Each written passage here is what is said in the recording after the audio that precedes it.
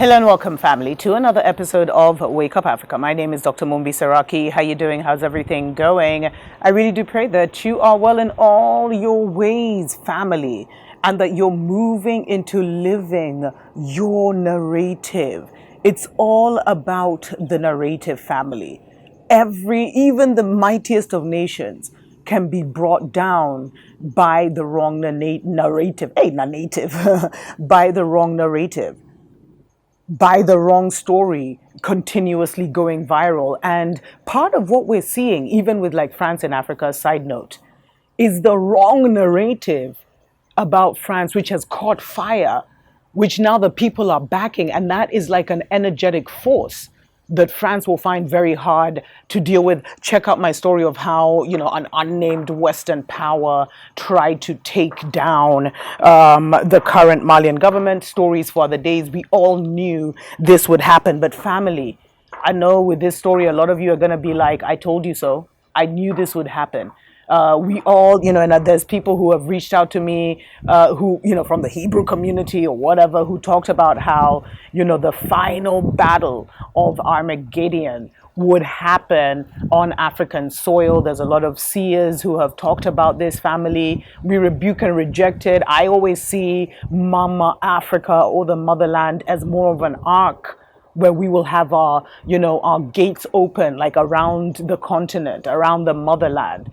And we'll be so mighty and powerful that we'll be dictating who can come, which refugees can be received and which ones will be returned. But those are just my own visions, family. So get this, the divided states has allegedly declared war on Russia in Africa. Can you imagine? And so there's a what are these called? A resolution, I guess a resolution or something like that, HR 7311 in the Senate. It was actually released a couple of weeks ago, but now is when it's kind of gaining momentum. Actually, someone shared it with me on Twitter. So thanks to the journalist that did that. And it basically says, that the divided states is directing the Secretary of State to develop and submit to Congress a strategy and implementation plan outlining the divided states' efforts to counter the malign influence and activities of the Russian Federation and its proxies in Africa and for other purposes. So basically, they're calling this the Counter Malign Russian Activities in Africa Act. So they are bringing the war to the motherland when we're not involved. You see how this happens, family? You see how this is being orchestrated? So many strategists have talked about this. Even in the comments, people have been constantly debating and talking. Definitely make sure you always check out the comments, family. Always great commentary there. And be sure to comment yourself, like, share, etc., etc. But there's been an ongoing commentary for at least the last year, where a lot of people have been saying, you know what, they're trying to bring that war, especially since the war started, they're trying to bring that war to Africa. They're trying to bring that war to Africa as the new, as a new system, saying they're fighting each other in Africa when actually, who are the casualties going to be? How can this happen? Because basically what this means in like the most simple terms is that the divided states now wants to develop a war strategy to go after Russia in Africa, because Russia is really expanding a lot. They've become actually in the last couple of years the main arms dealer of many African countries who the divided states and the divided kingdom had refused to sell arms to, etc., etc., after they went the China way. And so, Russia has been making inroads, not only in West Africa, where we're seeing a lot of commotion right now, Mali, Guinea, Niger, but also remember the Central African Republic and this famous Wagner group that keeps being, pushed everywhere. But can you imagine that they're bringing this war to Africa, and they said not later than 180 days after the date of the enactment of this act and annually thereafter for 5 years. The Secretary of State, in consultation with the heads of other relevant federal departments and agencies as appropriate, shall submit to the appropriate congressional committees a report on the strategy and implementation plan required by subsection whatever A and related to efforts to counter influence and activities of the Russian Federation and its proxies in Africa. You know what? We're going back to the Cold War days. That's basically what happened when the divided states brought down USSR, which is now the Russian Federation. And a lot of people saying they're going after Russia because of the nickel raw materials, but let me leave that story aside. So they said that the elements that they were looking for, guys, this is not a joke. We've already been saying not our war. That's been our message as Africans. Remember the other day I did a story where I was talking about how the prime minister or president or whatever he is of Ukraine wanted to come and talk to the African Union. Remember the racism we saw our brothers and sisters go under? Then he wants to come and talk to the African Union to garner support after he refused to apologize but just issued a statement because the narrative gained so much global momentum and embarrassed the Ukraine.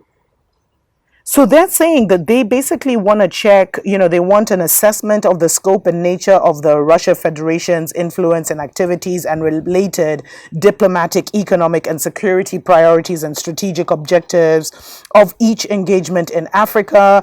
They want to know the influence and activities that involve Russian proxies, such as Russian oligarchs, Russian-funded private military, contractors, and other individuals and entities, directly or indirectly employed or financially or politically associated with Russia and its officials, who are involved in or aid activities such as manipulating African governments and their policies, as well as the public opinion and voting preferences of African populations and diaspora groups, including those in the divided states. Family. By the way, this is like the pot calling the kettle. What is it? What's that saying? Black or whatever? Because this is basically what they've been doing. And this has been happening for at least 3, 4, 5 years through these platforms like Facebook, where Russia, the divided states, and Europe, different European countries, created so many fake profile pages, fake posts to try and influence elections in different countries. And they were able to sway elections in certain countries. Here in Kenya, they actually hired a US group that was able to spin and create so much propaganda that helped the current president win. Stories for other days. So they also want an analysis of policy and programmatic limitations, gaps, and resource requirements that would help them effectively counter Russia. They want an overview of other initiatives and assistance programs funded by other international and donors and partner countries to counter Russia's influence. So they want to know who else they can partner with to kind of try and bring Russia down. But listen to this, family. I mean, this shows you the level of manipulation on the motherland. It's sickening. But this should be a wake-up call. Like they're revealing their playbooks right now. This didn't just start today. This is how they've been playing. This is the chess they've been playing on the motherland since we didn't gain no independence. Since we went from being, land slaves to wage slaves. So they say that they want an identification of African governments and government officials, Russian government officials, and other individuals and entities that have facilitated payments and other prohibited activities that benefit the U.S. sanctioned individuals and entities tied to Russia, and including the violation of this and that. And basically, they want, a detailed overview of the U.S. efforts to hold such governments and officials accountable. So they want to find out who is supporting Russia and how they can try and influence that. And the way they influence that: freeze any foreign bank accounts, which, so our leaders are stupid enough to have money in foreign bank accounts. They also limit their travel to the divided states and stuff. They don't give them visas. But, a lot of these guys, no one really wants to travel right now to the divided states. I mean, that land of freedom, the starry vibe that was around the divided states is gone. people want to stay home and just, stay rock solid, especially with everything that's going on right now. So the tactics they used before may not really work this time around. But when you see something like this, family, why would they leak this? Or who leaked this? Was it leaked? Because the only way I found out about it was through a tweet through, Mzungu, actually, ironically. And he was talking about save Africa and all this stuff. Africa, war, they've declared war on Africa, which is basically what they're doing. Because they are, instead of fighting this in their own territories, they're bringing the war by force to our front doors. Are we going to see the African Union or any African government actually issue a statement and say, no, you can't do this? I mean, do they even have the power to say that? And ironically, family, I was looking at, as I was doing my research for the show, I saw that the divided states have started releasing strategic footage. Like they just released some footage about how the US Army came and trained with Kenyan defense forces, and they released them in the forest, in the bush, making all these moves. But they never teach our people what's necessary, family. It's always juju, as we say, like just the surface level stuff that we'll never be able, they don't want to teach us enough so that we can fight them.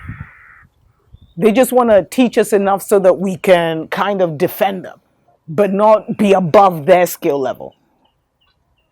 How can you have the former colonizer train your military? Like what kind of...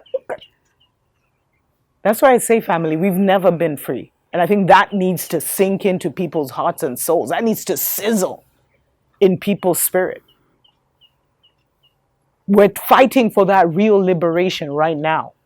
Because every single time the process has been hijacked, has been, because if the divided states is willing to do this to Russia, what do you think they're willing to do for an African country that steps out of line and says, you know what, you can't take our gold, you can't take our diamonds. We want to process our own natural resources.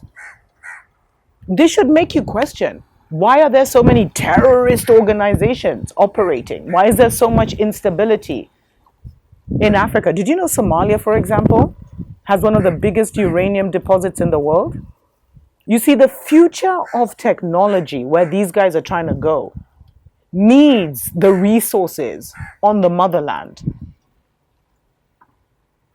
I know a lot of you know that every single computer, mobile phone, camera has a small gemstone that can only be found in the Democratic Republic of Congo.